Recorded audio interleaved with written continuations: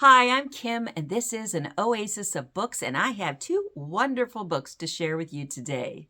In my recent video highlighting Historathon Q4 and the pile of possibilities I'm considering reading during October, November, and December for this incredible and fun reading event, I talked about a book that I have now reconsidered because I realized the other day that it's not exactly historical in nature. So that happened because I decided that one of the two areas I wanted to read about during Historathon Q4, the modern period of 1820 through the present, was the American national parks, how the system was started and how it's evolved through the years. And so I had quite a few books focusing on different aspects of the parks, and one of them was Requiem for America's Best Idea: The National Parks in the Era of Climate Change by Michael Yosemite.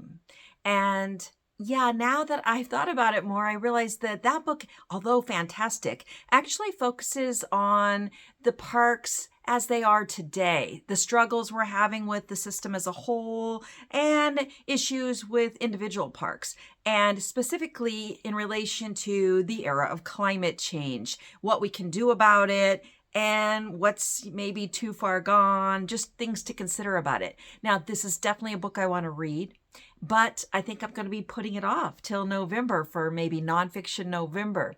Or really, I could read it any time of the year, of course, but I didn't want to just take it off my list. I really do want to thoroughly delve into the American park system. And so I thought, is there anything I could put on my pile of possibilities for Historathon Q4 in its place? Well, it just so happened that today, being the first kind of grizzly, the first gray, drizzly fall day we've had here in Northern California, I thought it would be a perfect time to go browsing in a bookshop. And while there, I stumbled upon the perfect book, I thought, to replace that book. And here it is, Guardians of the Valley, John Muir and the Friendship That Saved Yosemite by Dean King. Now, I've never heard of this book before, but it was recently published in 2023, and it sounds so intriguing. Just listen to this.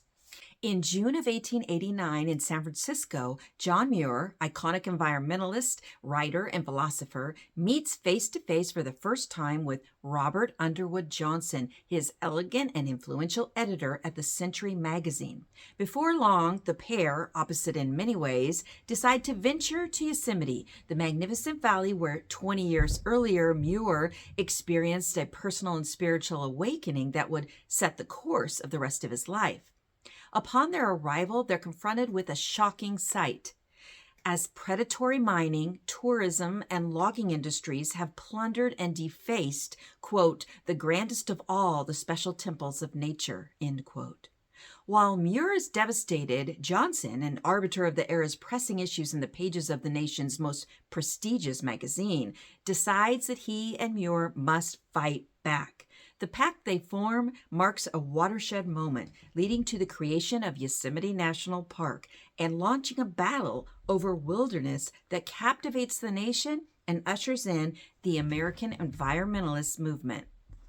This is exactly the type of thing that I want to be reading for Historathon Q4, so I'm so excited to have found it. Now, finding that book today made me remember, or at least think I remembered, that I'd bought a book a year and a half ago that was somewhere on my shelf that I'd never gotten around to reading, but that I was pretty sure would fit in perfectly with studying the national parks for Historathon. So I went looking and I found it, and it is just ideal for what I want to study. It's called Saving Yellowstone, and the subtitle, Exploration and Preservation in Reconstruction America by Megan Kate Nelson, who happens to be a Pulitzer Prize finalist for another historical book she wrote. But this one's really unique. It ties together the establishment of the national park system with what was going on in the south of the U.S. at that time the Reconstruction era. Listen to this. In late July 1871, geologist explorer Ferdinand Hayden led a team of scientists through a narrow canyon into Yellowstone Basin, entering one of the last unmapped places in the country. 1 year later, with the United States still reeling from the destruction of the Civil War, the survey's discoveries lead to the creation of the world's first national park. In Saving Yellowstone, Megan Kate Nelson tells the story of Hayden and two other protagonists, Sitting Bull, a Lakota leader advocating for his people's right to their land, and Jay Cook, a railroad financier looking to secure his national reputation, as each stakes his claim to Yellowstone Basin at a moment when the region's future is still undetermined. Meanwhile, the Grant administration and the 42nd Congress were testing the reach of federal power across the nation, and the debate over national parks became a conflict over the meaning of national unity. A narrative of adventure and exploration, Saving Yellowstone is also a story of indigenous resistance set against the expansion of 19th century technologies and the struggles of Black Southerners to bring racial terrorists to justice. It reveals how the early 1870s were a turning point in the nation's history when white Americans abandoned ideals of equality for all people and set the stage for a more fragile and divided United States. I have never read anything that connects these two very different historical situations, and yet I can see how they are tied together. On the back of the book, there's some praise from a few different historical nonfiction authors and critics, and one of these I just have to read to you. It is so compelling.